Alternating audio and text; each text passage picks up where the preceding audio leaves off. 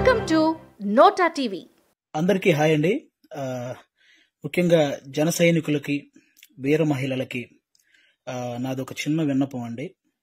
నేను ప్రొఫెషనల్గా కమెడియన్ అయి ఉండొచ్చు, కానీ పర్సనల్గా 80% మార్కులతో బీటెక్ కంప్లీట్ చేసి ఈ సమాజం మీద, రాజకీయాల మీద, అలాగే వ్యక్తుల మీద, విలువల మీద, అన్నిటి మీద అవగాహన కలిగిన ఒక వ్యక్తిని నేను కూడా.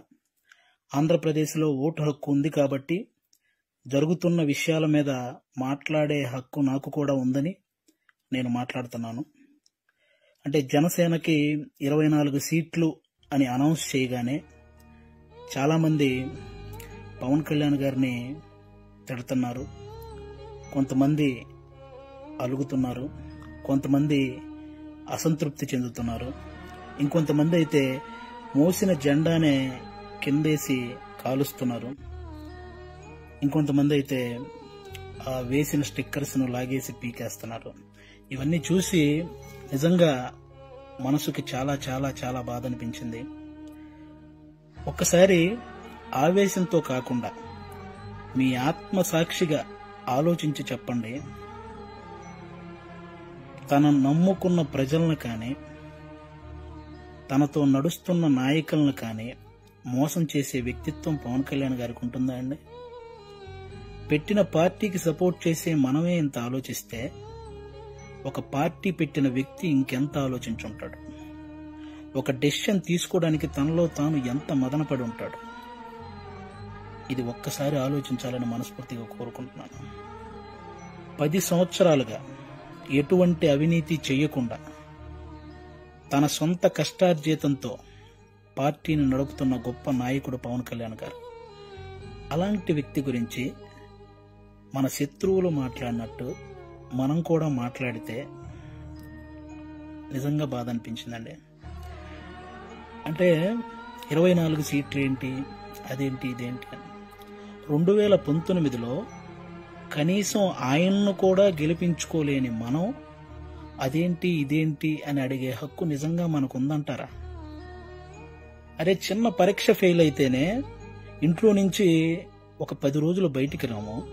అలాంటిది ఇంత పెద్ద ప్రజా సంగ్రామంలో 2 చోట్ల ఓడిపోయి కూడా 2వ రోజే సమస్య అనగానే పరిగెత్తుకుంటూ వెళ్ళి ఆ సమస్యను సాల్వ్ చేసిన గొప్ప మనసు పవన్ కళ్యాణ్ గారిది. తన పిల్లల కోసం బ్యాంకులో దాచిన డబ్బును కూడా తీసి కౌలు రైతుల కష్టాలు తీర్చిన పవన్ కళ్యాణ్ గారి గురించా మనం ఇలాంటివన్నీ మాట్లాడేది. ఎన్నో సమస్యల మీద ఎంతో మందికి ఎన్నో రకాలుగా సహాయం చేసిన వ్యక్తిత్వం. రోజుకు 2 కోట్లు తీసుకునే ఒక స్టార్ హీరో సంపాదించిందంతా సహాయ కార్యక్రమాలకే పెట్టేసి ఆల్మోస్ట్ అప్పు చేసి మరీ ఒక పార్టీని నడుపుతున్నాడని మీలో ఎంతమందికి తెలుసు? అలాంటి పవన్ కళ్యాణ్ గారి గురించి మనం ఎలా పడితే అలా మాట్లాడేస్తున్నాం. దేశంలో ఇన్ని రాజకీయ పార్టీలు ఉన్నాయి, ఇంతమంది రాజకీయ నాయకులు ఉన్నారు. ఎవరైనా సరే మేము అధికారంలోకి వస్తే అది చేస్తాం, ఇది చేస్తాం అనేవాళ్లే కానీ ప్రతిపక్షంలో ఉండగా ఏనాడైనా వాళ్ళ జేబులో నుంచి 1 రూపాయి తీసి ఎవరికైనా సహాయం చేశారా? అలా సహాయం చేసిన ఏకైక రాజకీయ నాయకుడు పవన్ కళ్యాణ్ గారు. అలాంటి వ్యక్తిని పట్టుకొని మనం కులాన్ని తాకట్టు పెట్టాడు, పార్టీని తాకట్టు పెట్టాడు, ప్యాకేజ్ తీసుకున్నాడు అని చాలా ఈజీగా అనేస్తున్నాం. అమ్మలాంటి కులాన్ని, పార్టీని తాకట్టు పెట్టే వ్యక్తే పవన్ కళ్యాణ్ గారు. డబ్బుకు అమ్ముడుపోతాడా? ప్రతిపక్షంలో ఉన్న టీడీపీ కంటే అధికార పక్షంలో ఉన్న వైసీపీ దగ్గరే ఎక్కువ డబ్బు ఉంటది కదా, మరి అమ్ముడుపోయే వ్యక్తి అయితే వాళ్లే కొనుక్కోవచ్చు కదా. ఎందుకండి ఈ మాటలు? పవన్ కళ్యాణ్ గారు ప్రజలు పంచే ప్రేమకు బానిస కానీ నాయకులు పంచే డబ్బుకి ఎప్పటికీ బానిస కాడు, అవ్వడు. అభిమానించటం అంటే మనకు అనుకూలంగా ఉన్నప్పుడు జై కొట్టడం, అనుకూలంగా లేనప్పుడు బాయ్ చెప్పడం కాదండి. ఒక నాయకుడు ఎలాంటి డెసిషన్ తీసుకున్నా దానికి కట్టుబడి ఉండటాన్నే అభిమానించటం అంటారు. అదే నిజమైన అభిమానం అంటారు. అలా ఉండగలగాలి. ఎవరో రెచ్చగొట్టే మాటలు, మన మీద కావాలని చూపించే జాలికి వాటిని చూసి మన నాయకుడిని మనమే ఎప్పుడు తక్కువ చేసి మాట్లాడకూడదు. అలాగే టీడీపీ కార్యకర్తలకు కూడా నా నుంచి ఒక చిన్న విన్నపం అండి. 2014లో ఒక్క సీటు కూడా ఆశించకుండా పూర్తి మద్దతు చంద్రబాబు నాయుడు గారికి ప్రకటించారు.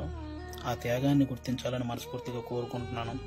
అలాగే 2023లో 14 సంవత్సరాలు ముఖ్యమంత్రిగా చేసిన ఒక వ్యక్తిని, పేద కుటుంబాల్లో ఎంతోమంది పేద విద్యార్థులు వాళ్ళు ఐటీ జాబ్ చేయొచ్చు, అమెరికాలోకి వెళ్ళి సెటిల్ అవ్వచ్చు అని ఈ ఐటీని తెలుగు రాష్ట్రాల్లో ప్రతి ఒక్కరికి పరిచయం చేసినటువంటి చంద్రబాబు నాయుడు గారు లాంటి వ్యక్తి ఒక 70 ఏళ్ల పైబడిన వ్యక్తిని జైల్లో పెడితే నిజంగా చాలా మందికి బాధ అనిపించింది. అలాగే పవన్ కళ్యాణ్ గారు అక్కడికి వెళ్ళి కలవడం జరిగింది. పొత్తు అనేది పెద్ద సభలు పెట్టి ఆడంబరంగా చేసుకోవచ్చు, కానీ అలాంటి ఆడంబరాలు కోరుకోలేదు. అక్కడ కష్టాన్ని చూశాడు. ఆ జైలు ముందుకు వచ్చి అక్కడే పొత్తును ప్రకటించాడు. ప్రకటించిన వెంటనే జన సైనికులందరికీ ఏం చూసించాడో తెలుసా?